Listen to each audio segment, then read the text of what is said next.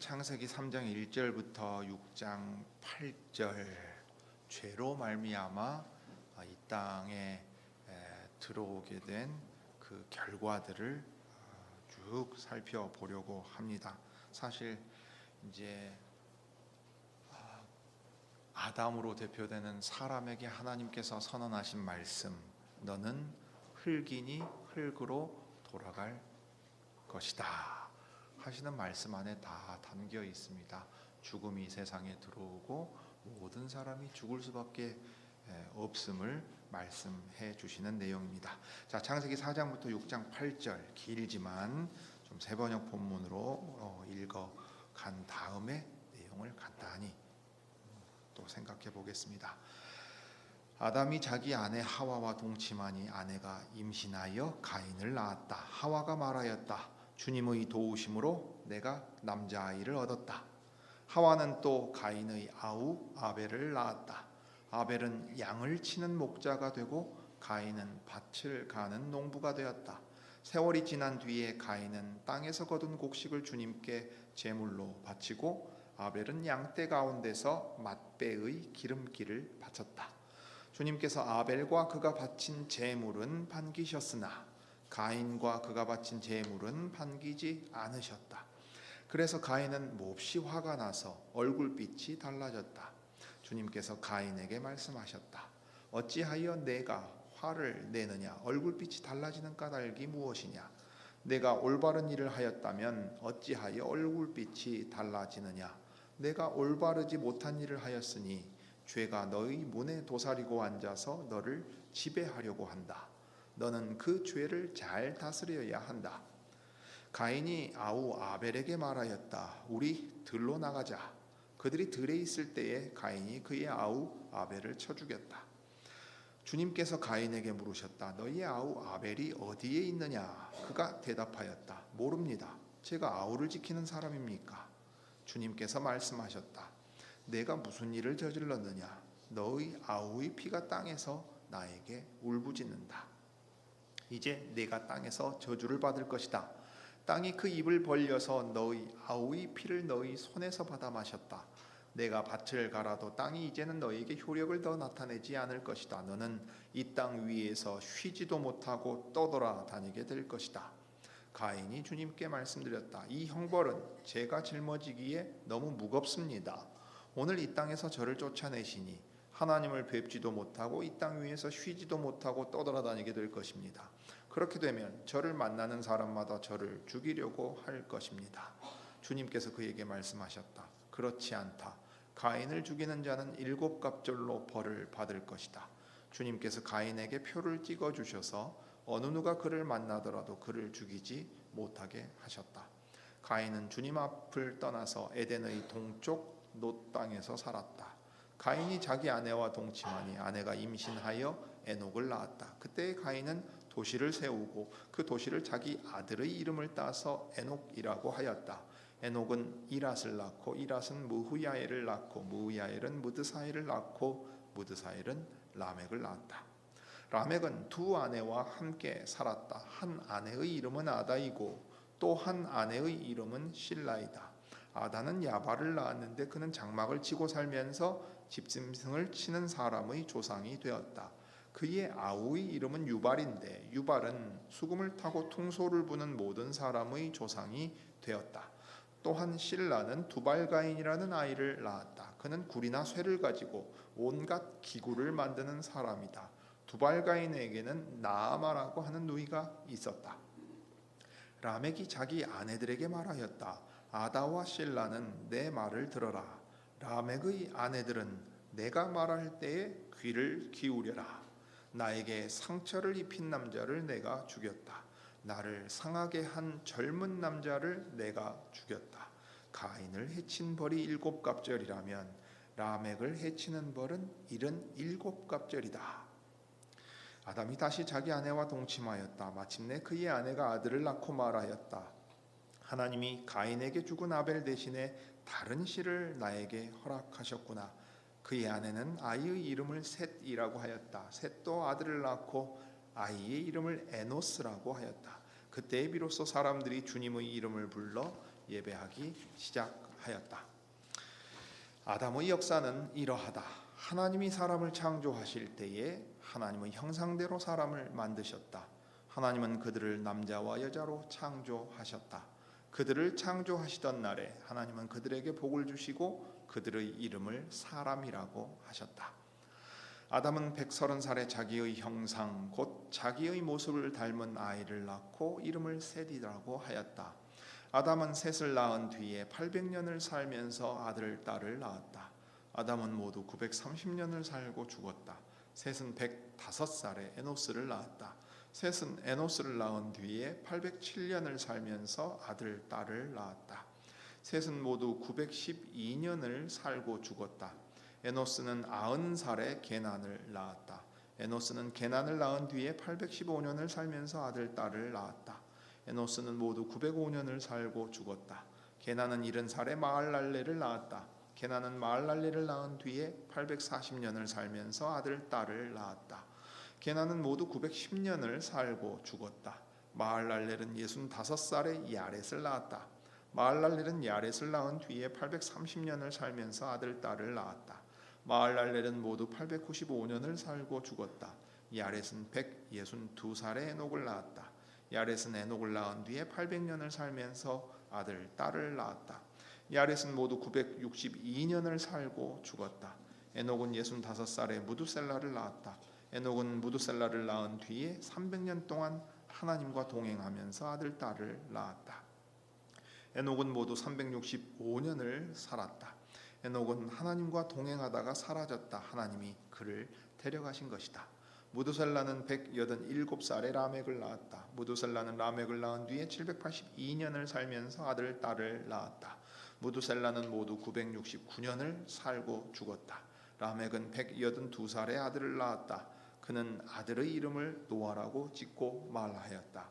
주님께서 저주하신 땅 때문에 우리가 수고하고 고통을 겪어야 하는데 이 아들이 우리를 위로할 것이다. 라멕은 노아를 낳은 뒤에 595살을 살면서 아들, 딸을 낳았다. 라멕은 모두 777년을 살고 죽었다. 노아는 500살이 지나서 셈과 함과 야벳을 낳았다. 사람들이 땅 위에 늘어나기 시작하더니 그들에게서 딸들이 태어났다. 하나님의 아들들이 사람의 딸들의 아름다움을 보고 저마다 자기들의 마음에 드는 여자를 아내로 삼았다. 주님께서 말씀하셨다. 생명을 주는 나의 영이 사람 속에 영원히 머물지는 않을 것이다. 사람은 살과 피를 지닌 육체요 그들의 날은 120년이다. 그 무렵에 그 후에도 얼마 동안 땅 위에는 네피림이라고 하는 거인족이 있었다. 그들은 하나님의 아들들과 사람의 딸들 사이에서 태어난 자식들이었다. 그들은 옛날에 있던 용사들로서 유명한 사람들이었다. 주님께서는 사람의 죄악이 세상에 가득 차고 마음에 생각하는 모든 계획이 언제나 악한 것뿐임을 보시고서 땅 위에 사람 지으셨음을 후회하시며 마음 아파하셨다. 주님께서는 탄식하셨다. 내가 창조한 것이지만 사람을 이 땅 위에서 쓸어버리겠다. 사람뿐 아니라 짐승과 땅 위를 기어다니는 것과 공중의 새까지 그렇게 하겠다. 그것들을 만든 것이 후회되는구나. 그러나 노아만은 주님께 은혜를 입었다. 자, 3장에서부터 읽어보면 하나님께서 창조하신 세상을 인간이 큰 회방을 놓지요. 반역으로 말미암아 회방을 놓습니다. 6장 7절까지 이야기는 어떻게 됩니까? 창조를 다시 창조되지 않은 상태로 되돌려 버리겠다 하시는 하나님의 계획이 나옵니다. 그게 이제 홍수 심판으로서 나오는 얘기입니다. 그렇지만 그게 다가 아니고 노아에게는 은혜를 베푸셔서 하나님이 창조 때 계획하셨던 그 일이 이루어져 가게 하겠다 하는 이야기가 오늘 이제 3장부터 6장 8절까지를 읽으면 우리 눈에 딱 들어오는 큰 얘기입니다. 자, 3장 제일 앞부분에 나오는 내용을 먼저 생각하겠습니다. 하나님과 특별한 관계 속에서 하나님을 섬겨야 할 인간이 어떻게 죄에 빠지게 되었는가 하는 걸 3장 1절부터 7절이 우리에게 잘 들려줍니다. 그 다음부터 3장 8절부터 6장 7절까지를 크게 본다면 이 죄가 사람이 지은 죄로 말미암아 어떤 결과들이 점점 더 심해져 갔는가를 우리가 볼 수 있습니다. 그렇지만 그게 전부는 아닙니다. 모세를 통하여 이 창조의 이야기와 타락한 이야기, 그리고 이스라엘의 조상들에 대한 이야기를 들려주실 때에는 우리로 말미암아 이 온 세상이 비참한 상태 가운데 있을지라도 여호와 하나님께서 우리를 불러서 소망을 갖게 하신다는 것을 들려줍니다. 그러므로 우리에게 남아있는 소망이 무엇인가 하는 것을 또 보겠습니다. 자, 3장 1절부터 7절의 내용은 우리가 그냥 잘 아는 얘기입니다. 노벨 문학상까지도 받았던 밥 딜런이라는 가수는 이 이야기를 가지고 노래를 만들기도 했습니다. 창조 이야기를 가지고 노래를 만든 적도 있었어요. 자, 제일 처음에 이제 3장 첫 부분에 보시면 무슨 이야기가 나옵니까? 뱀에 대한 이야기가 나옵니다. 잘 보면 3장 1절과 3장 끝절은요 같은 단어를 이야기합니다. 지혜에 대한 이야기를 하지요. 뱀은 하나님께서 창조하신 모든 들짐승 가운데 이 세 번역은 좀 그 의미를 좀 더 담아서 간교했다. 지혜가 부정적으로 사용되기 때문에 간교했다고 번역했는데요. 지혜로운 동물이었다고 말합니다. 그러니까 들짐승 중에 가장 지혜로운 동물이 지혜에 대한 얘기를 가지고 사람을 유혹해서 지혜를 얻은 것처럼 보이는 이야기로 끝납니다. 너 그거 먹으면 하나님처럼 지혜로워질 수 있다. 나 지혜로운 들짐승 내가 보장하마.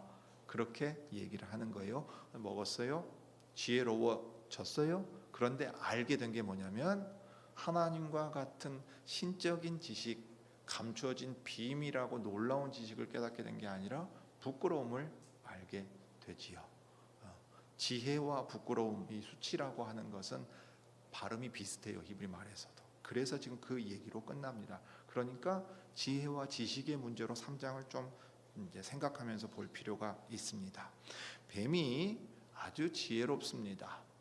그런데 이 지혜가 좋은 목적을 위해 사용되지 않아서 이 간교하다고 표현할 수 있는데, 그러므로 이 뱀은 그냥 하나님이 창조하신 들짐승 중에 하나가 아닌 거지요. 어떤 의도를 가지고서 이미 하나님을 향하여 이 지혜를 바르게 사용하지 않는 어떤 존재가 뱀의 모습으로 사람에게 오는 것이라고 생각해야 합니다.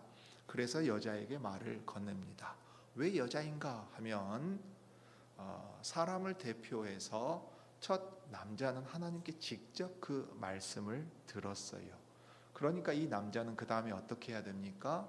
땅을 섬기고 그 에덴에 있는 정원을 지키기 위해서는 아내에게 하나님께서 언약법으로 주신 말씀을 전달해야 돼요. 근데 우리가 잘 알다시피 전달한다는 것이 얼마나 힘듭니까?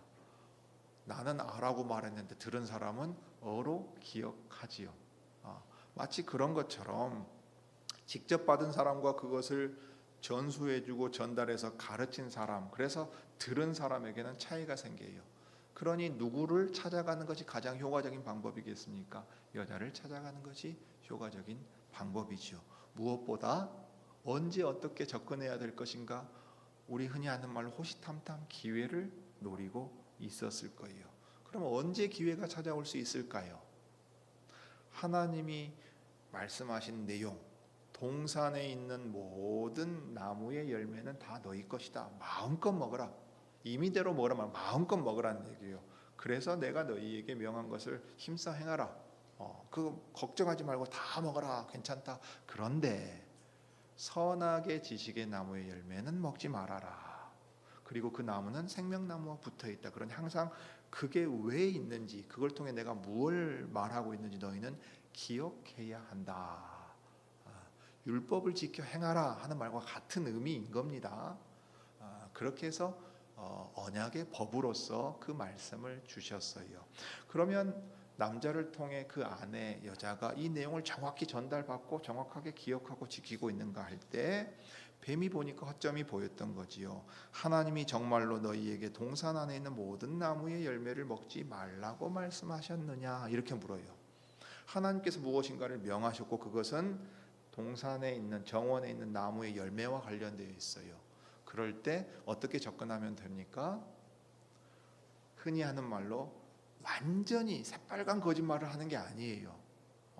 사실의 기초에서 그것을 살짝 뒤틀면 그것을 정확하게 파악하고 있는지 그렇지 않은지 확인할 수 있습니다. 그리고 그걸 가지고 걸려 넘어지게 만들 수도 있습니다. 오늘날 우리 시대에 팩트라는 말 엄청 많이 쓰지요. 예전에 꽤 오래전 언론인인데요. 그 언론인에게서 수습 기자 생활을 했던 이가 지금은 이제 아주 대형 언론사의 그 원로 주필이니까 그때 벌써 무슨 얘기를 했냐면 팩트 물신주의라는 말을 했습니다. 사실이라는 것만으로 이것이 진실이 된다라고 주장하고 내가 주장하는 게 사실이잖아. 그러니까 내 말이 맞잖아라고 말하는데 실은 거기에 해석이라든가 우리가 흔히 하는 말로 프레임이 담겨 있다든가 그 자체로는 사실인데 그 사실을 주장할 때 진실이 되지 않게 만드는 일들이 있습니다.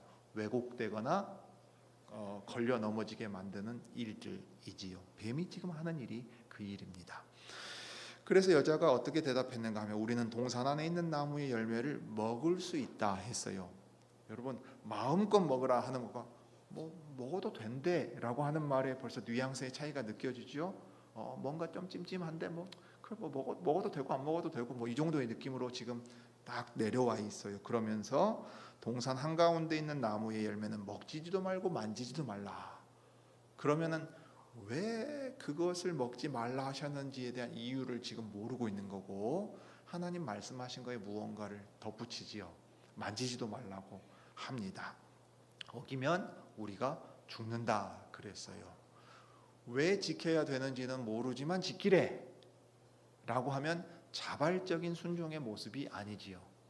이러면 법은 억압하는 어떤 권위주의적인 것이 됩니다. 그 틈을 뱀이 잘 파고듭니다. 그러면서 뭐라고 단언합니까? 안 죽어. 먹어도 안 죽어. 너 하나님이 왜 그렇게 말한 줄 알아? 그 나무 열매를 먹으면 그 이름처럼 하나님과 같이 돼서 신처럼 돼서 신비한 하나님만 가지고 있는 지식을 너희도 가질 수 있게 되기 때문에 하나님이 너희한테 그거 만지지도 말라 이런 식으로 말씀하신 거다 하고 말해요. 하나님에 대한 상과 하나님의 계명을 어그러뜨립니다. 그것은 하나님의 말씀에 대한 인식의 부족을 틈타서 유혹하는 거예요. 자, 그러니까 신기하지요. 나무는 방금 전까지도 그대로 있었어요. 열매도 그대로예요. 근데 무엇이 바뀝니까?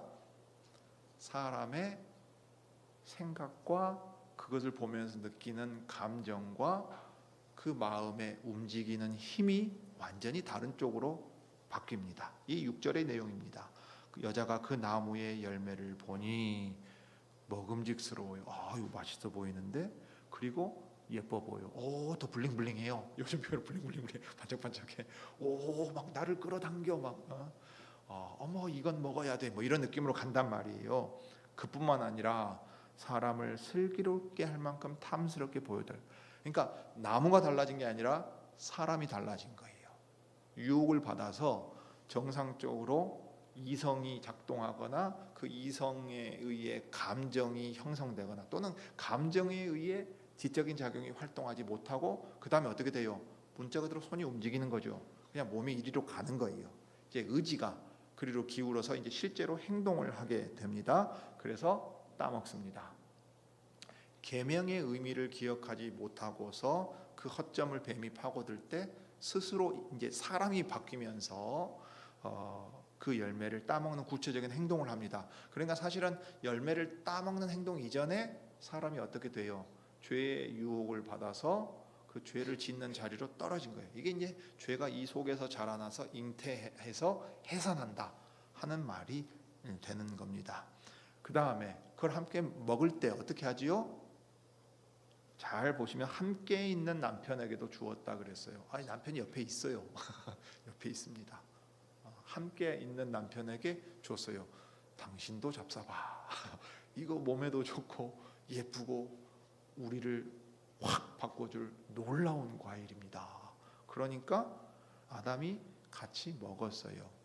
근데 이제 이 여자에게 먼저 유혹하였고, 여자가 남자에게 권한 모습으로 본다면 남자의 입장에서는 무언가 하나님의 말씀이 마음을 찌르고 있었겠죠. 그렇지만 내 아내가 이렇게 하는 것을 말릴 수도 없었고 이미 벌어진 일인데, 그러면 그 사람과 나는 하나인데 어찌 하겠느냐 하는 식으로 사랑이라는 변명으로 또 이것을 적극적으로 대처하지 못하고서 따먹게 됩니다.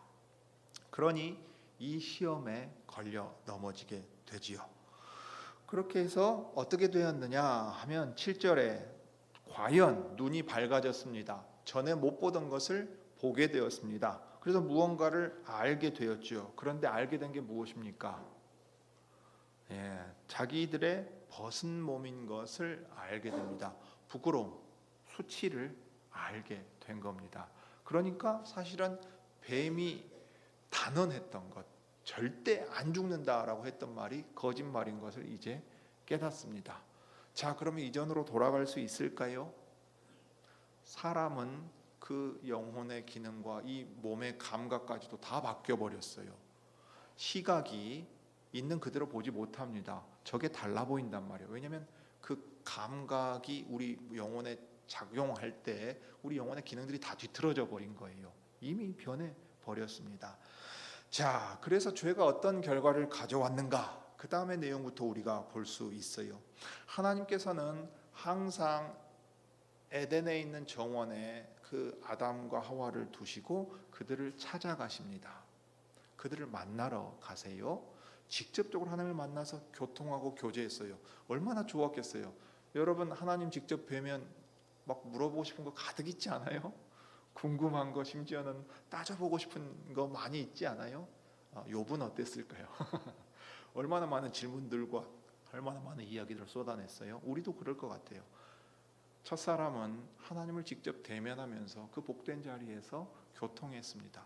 그러니 하나님께서 그들을 찾아오시고 언제나 가까이 계시는 하나님이었어요. 심지어 직접 말씀하시잖아요. 이름을 불러요. 그들을 찾아가서 이름을 부릅니다. 그런데 그 가까이 찾아오시는 하나님이 친근하고 사랑으로 가득한 하나님이 아니라 어떤 하나님으로 보이게 되었지요? 자기가 부끄러움을 느끼게 되니까 하나님 앞에서 숨습니다. 그리고 하나님을 어떤 분으로 인식하게 되죠? 무서운 분이요, 두려운 분이요. 하나님이 달라진 게 아니고 사람이 달라졌습니다. 그래서 남자와 그 아내는 주 하나님 여호와 하나님의 낯을 피해서 동산 나무 사이에 숨습니다. 이때 부끄러움은 또 다른 한편으로는 죄책감이기도 합니다. 자, 그러면 여러분 특이하잖아. 자기들이 잘못했고 그래서 하나님이 무서워졌어요. 하나님을 보고 싶어 하지 않아요. 우리 자녀 키울 때 그 모습 보잖아요. 애들이 뭐 잘못하면요, 엄마 아빠 눈 안 쳐다보고 딴청 피워요. 요즘에 보니까 놀랍게도 개들도 그래요. 개들도 사고 치면 주인 안 쳐다보고 이렇게 딴청 피우고 어디 가요. 짐승들도 알아요. 죄책감이라는 게 있어요. 뭔가 잘못됐다, 내가 그 일을 저질렀다. 그러면 여러분 어떻게 해야 맞아요? 우리 부모가 자녀 훈육할 때 항상 그 얘기해요. 너 뭐 잘못했지? 잘못했으면 잘못했다고 용서를 빌고 그 다음에 안 해야지. 그런데 딴청 피우고 고집 피우고 내가 안 했어. 그 다음에 나중에 뭐라 그래요? 사실관계가 밝혀지면 왜 나만 그래? 우리 오빠도 그랬는데. 그러잖아요. 엄마도 하잖아. 이런 식으로 이제 나오는 겁니다. 죄를 죄로 인식하고 돌이키지 않아요. 그러니까 잘못했다는 것은 아는데 거기에 대해서 정당한 반응을 하지 않습니다. 그래서 하나님께서 아담을 부르세요. 남자를 부르실 때 내가 어디 있느냐라고 부르시면 하나님이 몰라서 부르시겠어요? 너 어디 숨었냐? 안 보인다? 그 얘기가 아니지요. 오히려 부르심으로써 내가 너에게 왔다. 네가 지금 무언가 달라져 있구나. 너 지금 큰 죄 가운데 빠져 있구나. 그러하다면 내 앞으로 나와야 할 것 아니냐 하고 부르시는데, 이제 저는 벗은 몸인 것이 두려워서 숨었습니다 그랬어요. 사실은 벗은 몸이 것이 두려웠다 할 때 벗은 것 자체가 두려웠던 게 아니죠. 하나님을 두려워했어요. 벗은 몸은 부끄러워했지만 하나님을 무서워했어요. 왜요? 우리 잘못에 대해서 하나님이 반드시 혼낼 텐데. 그러니까 그러니까 혼나는 것만 생각하는 거예요. 우리가 가지고 있는 하나님에 대한 상이 여기서 완전히 벗어나지 않을 수도 있습니다. 우리의 죄에 대해서 정당하게 인식하지 않고 하나님은 언제나 무섭게 혼내시는 분이라고 생각하게 된다 이 말이에요. 그래서 하나님 앞에 나아갈 때 하나님께서 물으시지요. 내가 벗은 몸이라고 누가 일러주었느냐? 그건 너 내가 먹지 말라고 한 그 나무의 열매를 먹었구나. 질문의 형태지만 확인하시는 거지요. 그렇게 함으로써 무엇을 확인하시려는 겁니까? 네가 한 행동이 어떤 것인지를 분명히 다시금 깨닫고 기억해서 어떻게 하라고요? 돌이키라고요. 자녀들 양육할 때 훈육할 때 똑같아요. 비슷해요. 여러분 뭐 잘못하면 앉혀놓잖아요. 자, 너 이거 했어 안 했어? 물어보죠. 왜 그랬어?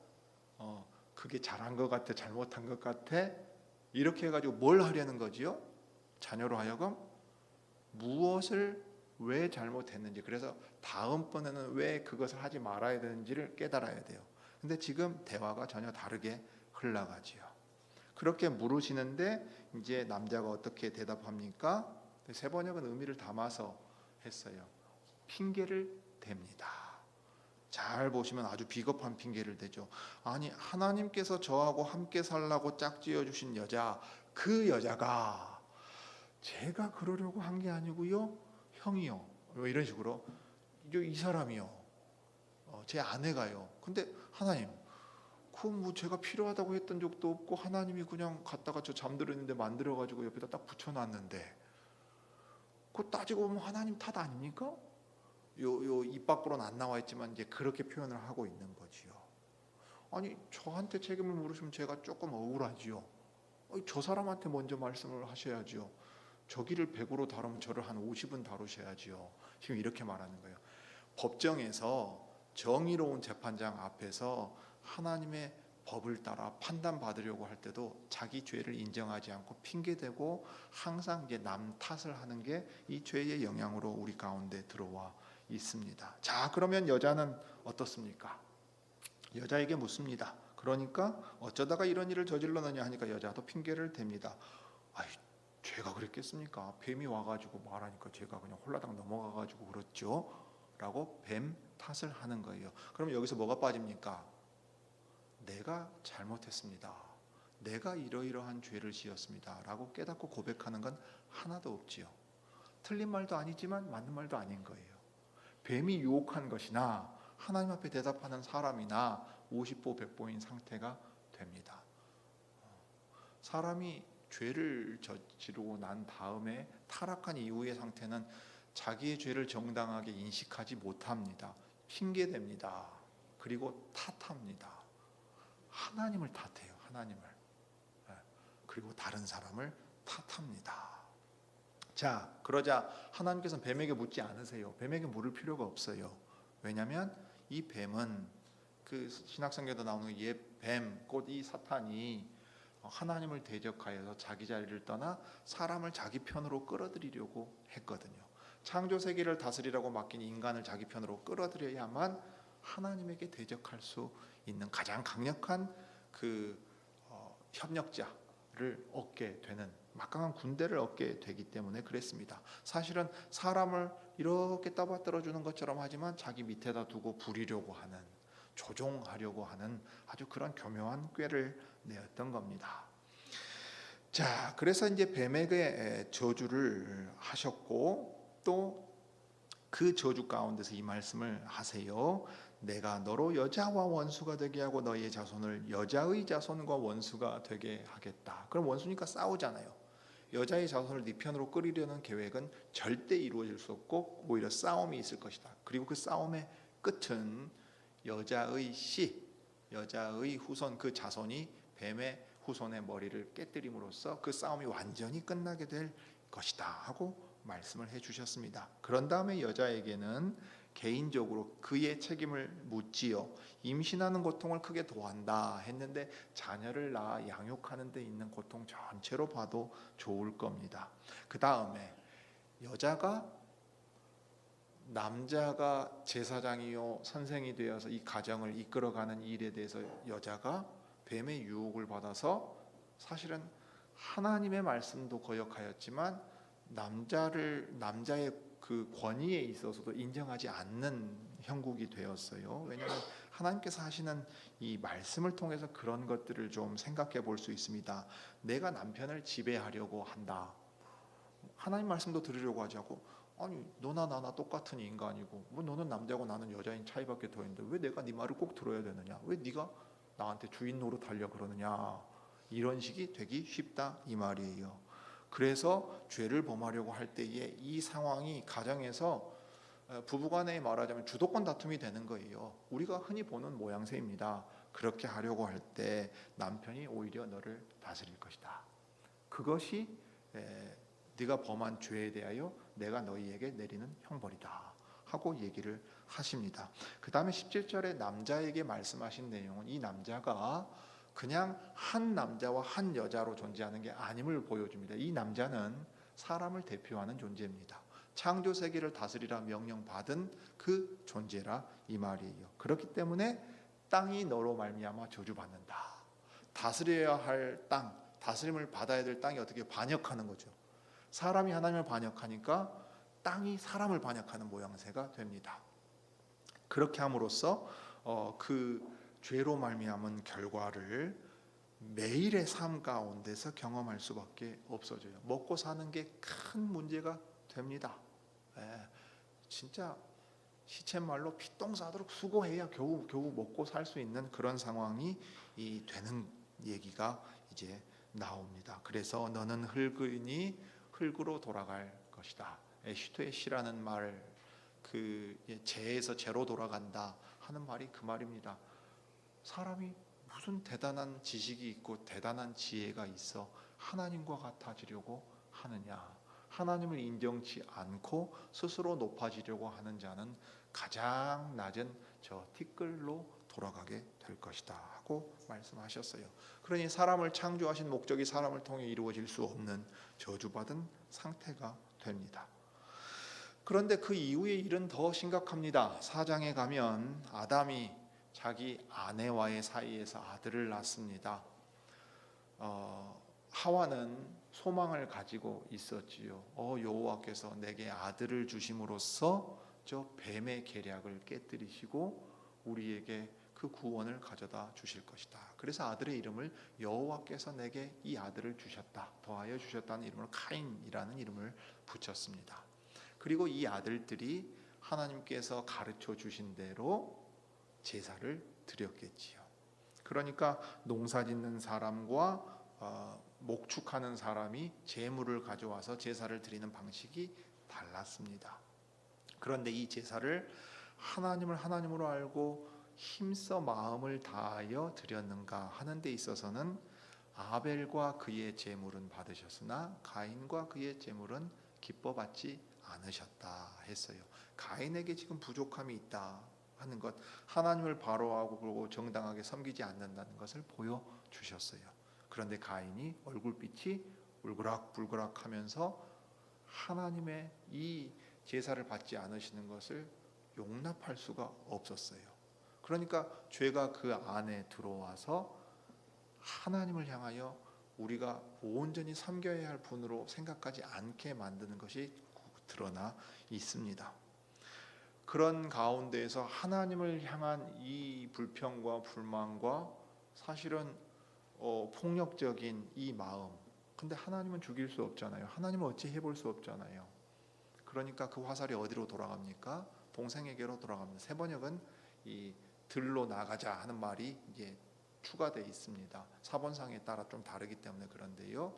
그러니까 고의로 계획해가지고 동생을 죽입니다. 아무도 보지 않는 곳에 가가지고 동생을 고의적으로 살해합니다. 둔기로 때려서 살해하는 일이 벌어집니다. 얼마나 끔찍합니까? 아담과 하와가 저주를 받아 복된 곳에서 쫓겨난 건 만도 슬픈 상황인데 아들이 자기 동생을 죽여요. 그 아들은 하나님께서 구원의 소망으로 주신 아들일 거라고 생각했던 아들이라고요. 가족 안에서 절망스러운 범죄를 마주하게 됩니다. 여호와께서 분명히 말씀하셨어요. 죄가 너를 지배하려고 한다. 너는 그 죄를 잘 다스려야 한다. 그랬으나 죄가 그 안에서 왕노릇하는 것을 봅니다. 하나님과 하나님의 말씀이 우리 안에서 왕노릇할 때 우리는 우리 자리를 지키고 있을 수 있어요. 하나님을 바르게 섬길 수 있지만 그렇지 못하는 모습을 봅니다. 이 가인이 하나님의 법정에 섰을 때 또 핑계대요. 자기 죄를 인정하지 않고 뭐라고 말해요? 자기 받을 벌은 너무 무겁고 자기 지은 죄에 대해서는 돌이키지 않아요. 그렇지만 이 사람들도 보존되게 하십니다. 그러나 떠돌아다닐 수밖에 없습니다. 그러니 자기들끼리 살아남기 위해서 한 곳에 정착해서 도시를 만들고 도시 국가를 만들어서 나라를 사람의 이름을 붙여서 자기들의 왕국으로 삼습니다. 그곳엔 하나님의 다스리심이 없지요. 그러니까 어떻습니까?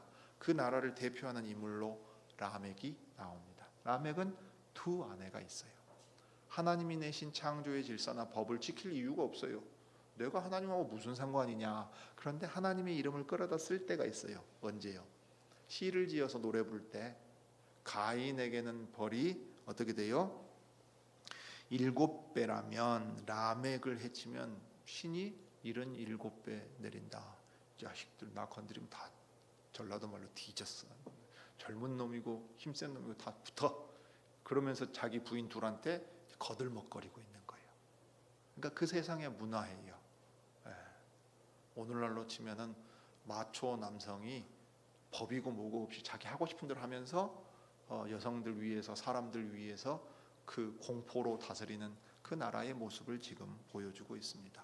이 모습이 죽음이 다스리는 세상의 모습이에요. 하나님의 형상으로서 창조하셨으나 아담을 닮은 사람들, 죄 가운데 태어나서 저주받아 죽을 수밖에 없는 인간들, 흙으로 만들어져서 아무런 의미 없이 흙으로 돌아가고 고통과 슬픔과 눈물과 비참함 가운데 사는 인간 세상이 되었습니다. 5장이 그것을 보여줍니다. 오래도 살네요. 800년도 살고 900년도 살고 오래 살아요. 그러나 다 죽습니다. 그리고 6장에 가면 이제 라멕으로 대표되는 세상 나라의 모습들이 더 나타나요.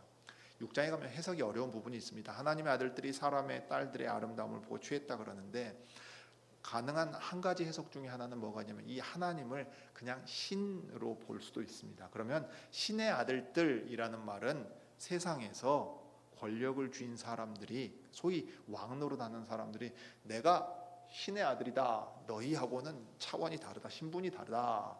내가 왕이다. 왕권을 이제 이 지지하기 위해서 신의 아들들이라는 이름으로 불릴 수 있는 거예요. 그러면 라멕이 두 아내 취한 것처럼 마음에 들면 다 데려다가 자기 부인 삼는 겁니다. 그리고 이게 오히려 너희 가족을 내가 보살펴 주는 것이다. 내 그늘 아래에 있어라. 그러면서 그 권력을 남용해서 마음껏 모든 일이든 행하게 돼요. 그 가운데 이제 용맹한 전쟁에 능한 사람들도 나오잖아요. 거인족이 나옵니다. 키가 뭐 보통 사람의 2배 이상 크고 용맹한 사람들이 나오면 이 사람은 엄청난 장수요 나라와 세력을 이루어서 자기 마음대로 살 수 있다 이 말이에요. 그러니 죄가 이 세상에 가득한 겁니다. 폭력이 왕노릇하는 세상에서 산다면 어떻게 될까요? 여러분, 왕이 존재하고 그 왕이 폭군이고 자기 마음대로 하는 세상에 산다면 어떻게 될까요? 우리는 그 시절을 살지 않아서 모릅니다. 그러나 그런 세상이 된다면 죄가 가득 차서 더 이상 찰 게 없을 만큼 넘칠 정도가 돼요. 그럼 하나님 보실 때 창조 세계는 더 이상 유지될 의미와 가치가 없는 곳이 됩니다. 창조 이전으로 돌려버려야 돼요. 마침 우리가 이 노아와 관련된 내용을 보는데 비가 많이 왔잖아요. 여러분, 하룻밤에 하루 사이에 400mm만 쏟아져도 어떤 일이 벌어진지 우리는 경험했어요. 그젯밤에는 10시 반에 공무원들이 돌아다니면서 저 청운교회 뒤쪽 저수지 뚝 터졌다고 대피하라 그랬어요. 저수지에 물이 쏟아져 밑으로 다 내려오니까, 그리고 밤새 큰 비가 예상되니까 위험하다고 대피하라 그랬다고. 하루 400mm 왔을 때 그랬어요. 하동 산청 760 몇 미리 왔을 때 어떻게 됐습니까? 모든 군민들이 다 대피해야 됐어요. 자, 하물며 하나님께서 이 땅에 생명체가 살아남을 의미가 없다고 생각해서 창조일을 되돌리시려면 어떻게 했겠어요? 홍수로 다 쓸어버리는 겁니다. 그러면 정말로 하나님의 창조의 일은 후회스럽고 남겨둘 것이 아무것도 없는 일이었을까요? 아니죠. 아니에요. 그 창조의 일 가운데 그 목적을 여전히 가지고서 소망을 우리에게 남겨두신 채로 그 일을 이루어 가시려고 계획해 두셨습니다. 죄와 죽음을 이기고 생명나무가 보여주는 완전한 생명에 이르도록 하나님께서 은혜를 베푸실 것을 우리는 창세기 3장에서도 볼 수 있고 4장에서도 볼 수 있고 5장에서도 보고 6장에서도 보는 겁니다. 먼저 3장 15절에 뱀에게 저주하실 때 주신 말씀이에요. 여자의 자손이 뱀의 그 자손의 머리를, 뱀의 머리를 상하게 한다 하는 약속을 주셨습니다. 여자의 씨가 하나님의 거룩한 씨가 되어서 뱀의 머리를 완전히 상하게 해서 더 이상 유혹을 받을 일도 없고 죄 가운데 죽음 아래 있을 일도 없이 온전한 생명나무 열매가 보여주는 그 완전한 상태 가운데 들어갈 길이 남아있다고 보여주었어요. 이 약속을 아담과 하와가 알았어요. 남자와 여자가 알았어요. 그래서 아담이 그 저주받은 이후에 기록된 이야기가 무엇이 있습니까? 여자의 이름을, 아내의 이름을 하와라고, 모든 생명이 있는 것들의 어머니라고 그랬어요. 상황만 놓고 보면 지금 이 사람이 정신이 있는가? 저주받아가지고 다 죽는다 그러는데 자기 아내를 보고서 모든 생명이 있는 것들의 어머니다. 왜요? 하나님의 약속이 거기 있으니까요. 당신으로 말미암아, 어떤 의미에서는 당신으로 말미암아 내가 같이 이 죄 가운데 빠져들었으나 동시에 당신이 아들을 낳음으로써 참 생명이 우리에게 주어질 것이요, 이 약속이 남아있어 하고 소망을 가진다 이 말입니다. 그러니까 가인을 낳을 때도 그 이름을 카인이라고 하나님께서 주셨다고 했어요. 그 다음에 동시에 21절에 하나님께서는 친히 행동하셔서 우리에게 소망이 있음을 보여주십니다. 우리의 부끄러움은 우리가 가릴 수가 없어요. 창세기에서 이 모습으로 이야기 가운데 상황으로 보여줍니다. 여호와 하나님께서 가죽옷을 만들어서 아담과 그의 아내에게 입혀주십니다. 하나님께서 친히 저 생명에 이르게 하실 길을 내시고 우리의 죄로 말미암은 부끄러움을 그분이 가려주실 거다 하는 것을 미리 보여주셨습니다. 그 다음에 기록된 내용은 생명나무로 나아가는 길을 막으셨다 그랬는데, 그러나 사실은 생명나무에 이르는 길을 지키게 하셨어요. 무슨 얘기입니까? 저 생명나무로 나아갈 수 있는 가능성이 남아있는 거예요. 오히려 그것만이 유일한 소망이라 하는 것을 보여주시는 겁니다. 죄와 죽음의 지배 아래서는 그곳은 나아갈 수 없고 막혀진 곳이에요. 그러나 여호와께서 친히 우리의 죄의 부끄러움을 가려주시는 은혜를 베푸신다면 생명나무로 나아가서 이제는 이 죄와 죽음과 상관없이 살 수 있는 가능성이 우리에게 있음을 보여주십니다.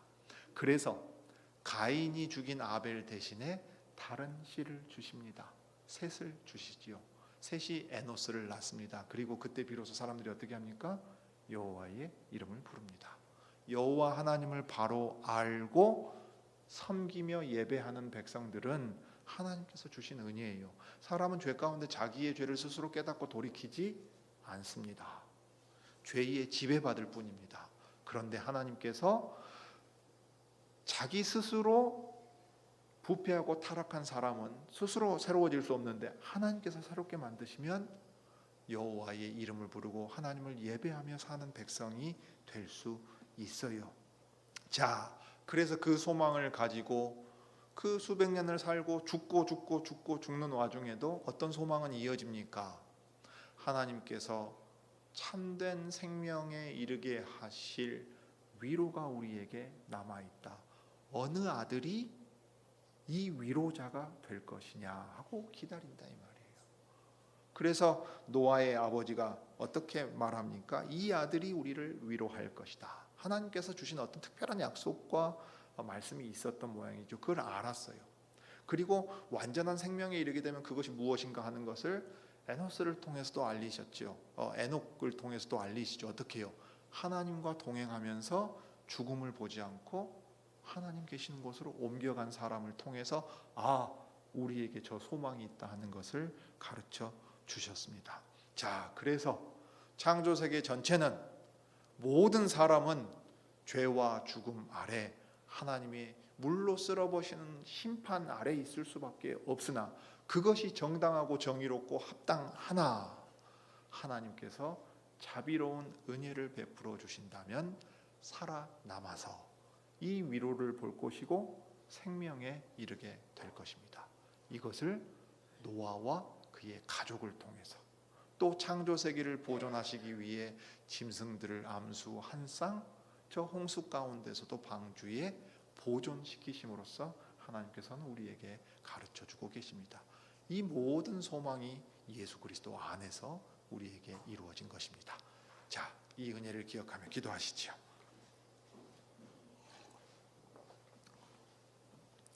거룩하신 하나님, 죄와 가까이 할 수 없고 그 죄가 어떻게 이 세상에 들어와서 끔찍한 결과를 낳을 것인지 첫 사람에게 알려주시고 그것을 생각하게 하셨음에도 저희들은 하나님의 말씀, 언약관계 속에서 따라야 할 그 기준과 규칙을 소홀히 여김으로써 스스로 어리석은 자리에 빠져들어가는 것을 보았습니다. 그렇지만 그 결과는 너무도 참혹해서 형제가 형제를 죽이고 권력으로 모든 것을 빼앗으려고 하고 남 위에 올라서서 자기 하고 싶은 대로 사는 것이 부패한 인간의 본성인 것을 봅니다. 그러한 세상이라면 세상이 유지될 수도 없고 망할 수밖에 없는 세상이요, 하나님의 심판 아래 없어져 버릴 수밖에 없는 세상임을 홍수 심판 가운데서 보여주셨습니다. 그러나 우리의 죄에 대하여 그 책임을 물으신다면 누가 그 앞에 설 수 있겠습니까? 그러나 노아에게 베풀어 주신 하나님의 그 은혜가 하나님의 백성들에게 있어서 이 세상에 그 백성들을 남겨두시고 보존하시며 예수 그리스도 오실 때까지 하나님의 이름을 부르게 하셨습니다. 이제 그리스도로 말미암아 그 위로와 소망이 이루어지게 하시고 그리스도로 말미암아 생명나무에 이르는 길이 열려서 그 생명으로 말미암아 열매를 맺고 더 풍성히 맺게 하셔서 창조 때 계획하셨던 일을 더욱 온전히 이루어 가십니다. 그 은혜를 저희가 기억하며 찬송하게 하옵소서. 또한 동시에 우리의 죄와 비참함이 얼마나 깊고 어둡고 두려운 일인가 바로 알게 해주시기를 구합니다. 주 예수님의 이름으로 기도드립니다.